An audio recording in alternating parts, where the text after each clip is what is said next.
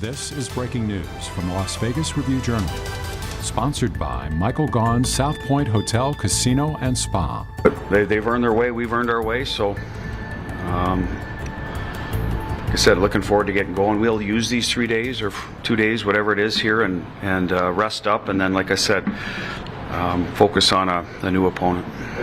30,000 feet, I mean, you saw it a lot when you're in the same division with them. They changed your team a ton, right? With Maurice, with Tkachuk, right? To become more of a playoff team, right? Play better defensively, more battle tested or battle ready, I guess.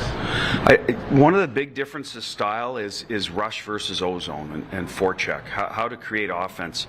We've always said there's transition game, there's the forecheck ozone play, and there's power play, right? So I think the power play doesn't usually change your approach, but the ozone versus transition does. And the biggest thing I've noticed is the rush game used to kill you there. If you could shut that down, you'd probably be able to outwill them, get into the front of the net, different areas like that. And Tampa did that to them. And what they've done differently, I think, this year is they've tried to create offense from below the goal line, from getting pucks deep, as opposed to always off the rush. Now, whether that's accurate or not, that's just what I've seen. And they've obviously done a really good job. But the numbers back that up. If you look at the analytics, how they're scoring, it definitely backs that up. So that's what I've seen the difference from my time in the East and from this year. Maybe it was for you just came off what you call the slot battle series, right? There's similarities. I think the coaches are, listen, I know they've come up together, they're friends, you know what I mean? I think they have some agreement on how they want to play. It doesn't mean everything's exactly the same. I mean, they're both excellent coaches and they're their own guys that play, but there are similarities. So for us to transition right into that could be a benefit. On the other hand, it's another one where we got to dig in and be hard, and you do that every second night. It does take its toll. So are we going to be willing to battle through that? That'll be the question for us, and same for them. Are they going to be willing to battle through and get there? And that'll be answered shortly. Bruce, Dan Kingerski, Vegas Hockey Now. I'm curious, I mean, this is your second bite at the Stanley Cup Final. Did you learn anything in that first time, or did you glean anything that you're going to translate to this opportunity? Well, I hope I learned something. I'd be pretty much an idiot if I didn't.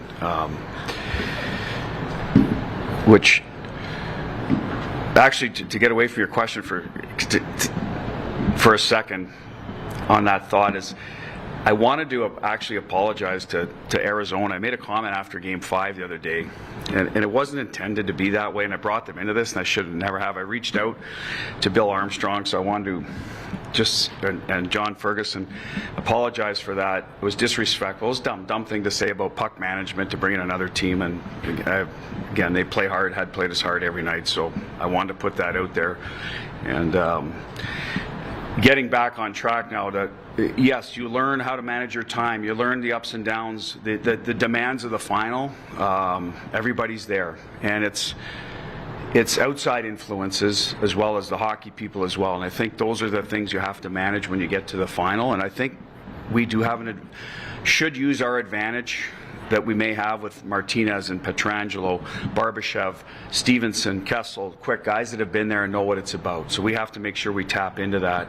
As for the on-ice game back then, that whole ride is that's why we play. So you're learning to enjoy the moment, yet off days you're allowed to think of the big picture, what's at stake, but then get dialed into the details. And I think that's what I learned, is use those days appropriately to mentally refresh and obviously getting your rest. No one really practices much this time of the year unless you're in between a series like now, but once it's going, so you have to use those off days to get the guys' attention in the right place, and I think that's one of the things I definitely learned. We went 7 games, didn't go our way, so I learned that the last one, getting 16 wins isn't easy. 15 is not good enough, so that'll be a bit of the message as well.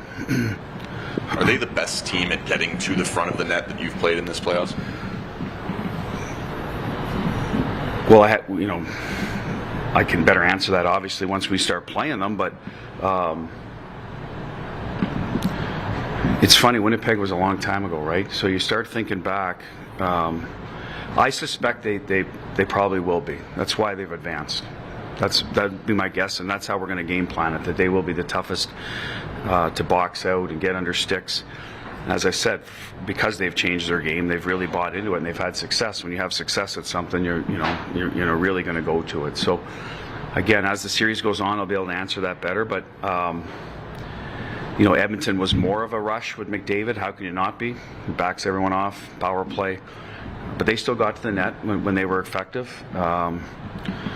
And Dallas was too here in games. All the games. That was their game plan. They're good at it. We were able to manage it better early and late. And then we'll see with Florida. Ben Goetz, Las Vegas Street Journal. Bruce, you mentioned the experience with the past Cup winners you have. You obviously have 6 guys that went to the Stanley Cup Final here in 2018. Where do you think that comes into play? Because they're a group that hasn't had many guys reach this. Well, you hope it works to our advantage. You can't help but hear things from the other side. They'll hear things from us, and they're enjoying their moment. We're seeing it on TV and different things, and good for them. They should.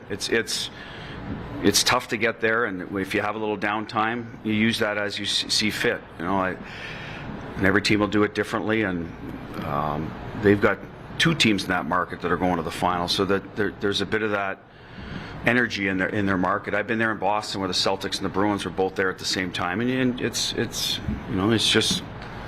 an enjoyable moment, and if you can manage your work versus your, like I said, enjoying the moment, then that's a challenge. That'll be a challenge for us too. Here, our fans in Vegas are going to, they're going to be behind us. There's going to be stuff going on, and at the end of the day, I'm not sure if I'm answering your question. It's to me, it's if you show up for work and you've prepared yourself to play, to have success, then usually you do. And I think this team has put the work in since September in training camp. We changed some things, and it's showing now in the playoffs. And it showed the other night in Dallas. It was our best game of the playoffs, and it's a good time to have it. And so the work we've put in came through, and that's what I expect to happen in the finals for us. For them, then I can't really speak to how it's going to go for them. I'm sorry, I'm sure you talked about Jack a ton, but I want to ask 2 questions. One, because I'm not here every day, I just want to make sure my read on him is accurate. So obviously he's healthy. He had the end of last year to kind of get used to everything here, so full season, so he's comfortable. But he's also in a situation where obviously he's your leading scorer, but he doesn't have to be the guy every night, right? Like he's got a lot around him, which takes some pressure off. Is all that accurate? Anything you would add? 100% accurate. If you look at Game 6, I don't think Jack, Stoney, and Stevie, were they on the score sheet? Right? And we win the game 6-0. Now, did they play well? Absolutely. Jack can drive the game in a lot of different ways. He wins a key draw in the D zone on the 4th goal, right? That's the backbreaker when Marchessault scores, but he wins a D zone draw against some Rupi Hintz, I think it was, who's very good. So there's little things he does well every night. He was attacking the net, driving their D back. So Jack doesn't have to score for us to win, no. I mean, you look at our regular season point totals, individual scoring, we don't have, there's different guys out of the lineup, we found ways to win. So we need him to play well and help us win. There's just different ways we account for that other than on the score sheet. The second question, it's early, but do you want to keep him away from Barkov? Do you think that will be a key matchup in this series, at least when you're on the road? No, on the road, I think we'll get back to our mentality of outplay the guy across from you. We're going to roll 4 lines. And some of that is dependent on how the series goes. That's how we started the playoffs, and then all of a sudden you get the McDavid-Draisaitl sort of challenge, and we went away a bit. We went a little more matchup oriented, not to the point where we were jerking guys off the ice as soon as someone came on, but at home, if there's a face-off, we would look to it, and we may do that again depending on who we feel can hurt us. I think I'll say this about our guys: as every series has gone on for us, the top guys that we felt we need to account for, I think we slowly over time were able to limit the damage they did. Draisaitl scored like 6 goals on us. I think I made a comment then. It was like he was on some it was crazy. He had 13 goals, and we're first game or second game of the first round. So we had to deal with that, or it wasn't going to work out for us. They still got their points, but I think we limited the damage as it went on for him.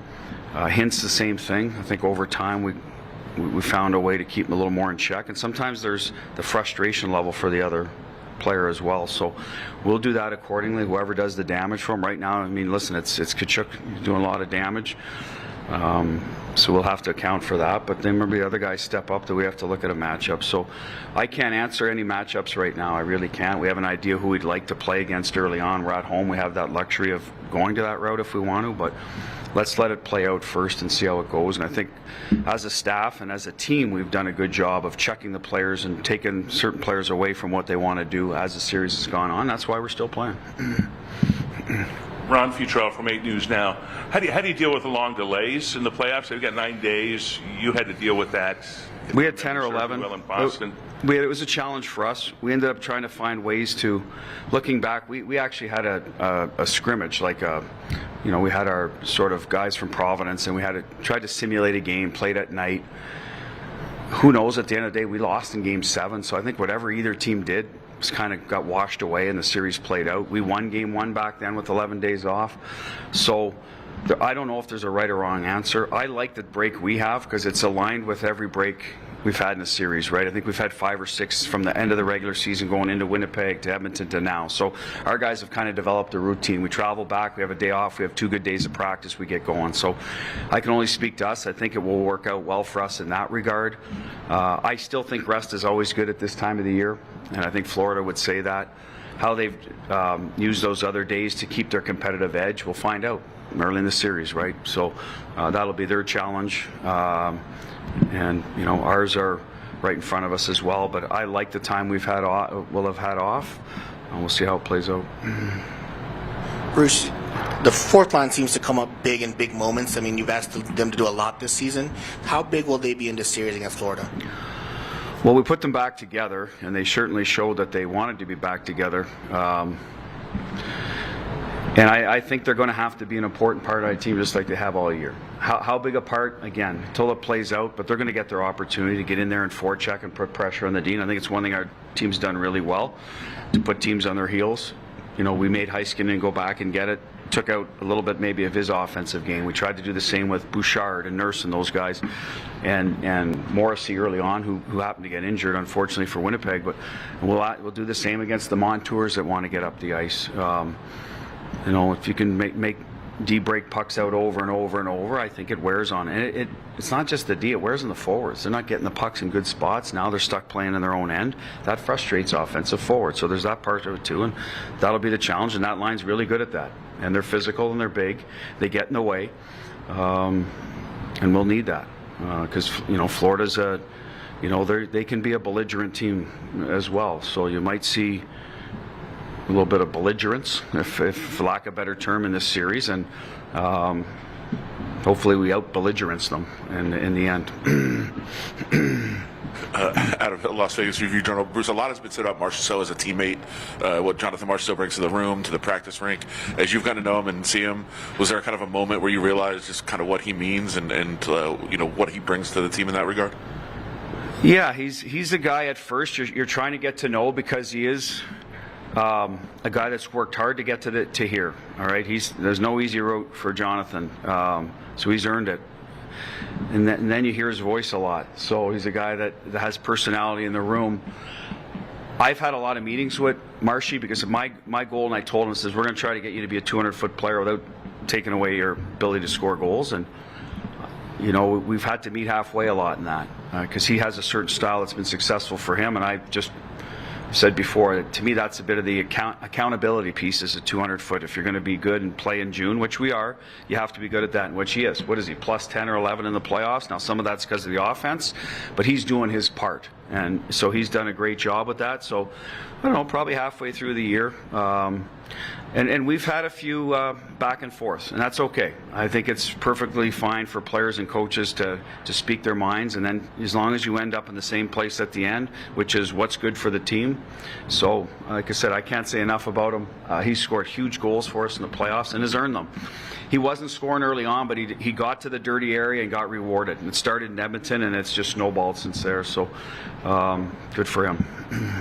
Last one today for Bruce. Bruce, you talked a little about Jack. I'm wondering if you can just elaborate a little on his defensive play in the playoffs, and also, second part is, what's your kind of strategy or thoughts on tying up Tkachuk in the playoffs? Well, first with Jack, his defensive play is outstanding. It has been all year. his metrics speak to that. We'll use him against anybody. His ability to close on people helps in that. In D zone, his ability to reload. So if they're making a play in the O zone and it doesn't work out, he can still catch people coming through the neutral zone. He's a big body guy, so he can lean on you. No issues at all. Him picking up his hockey IQ is excellent. Our system, so he can match up against anybody. As I said, sometimes the matchups go deeper than just center on center. It's okay. They have an offensive defenseman on the ice. Who are the best wingers to take care of that matchup? So that goes to a bit bigger than Jack. As for Tkachuk, just such a high hockey IQ, and small area plays for him are what are going to be the challenge for us. So we have to find a way to take away his time and space, yet take away his options, because he moves the puck so quick. So that's going to be a delicate balance. And you got to get into him when he gets to the front of the net. We know that. He's got a great stick and nose for the net. We have some big D that can do that. So that's the challenge. And we can't chase him away from the net, I think, sometimes because he makes plays to the interior so well. So now our system is layered. We're not a man-to-man, so that will help us. We like to have our D close to the net for the most part, so I think that will be a positive to defend him. So that'll be the initial part of it. We know he likes to get involved. With the chirping stuff, that'll play itself out one way or the other. I think our guys are all been around, and they'll handle it how they see fit. And like I said, hopefully we have the edge with him, because he's been an excellent player for him, and he's really driven a lot of their offense. Thank you. You've been watching Breaking News from the Las Vegas Review-Journal, sponsored by Michael Gaughan's South Point Hotel, Casino, and Spa.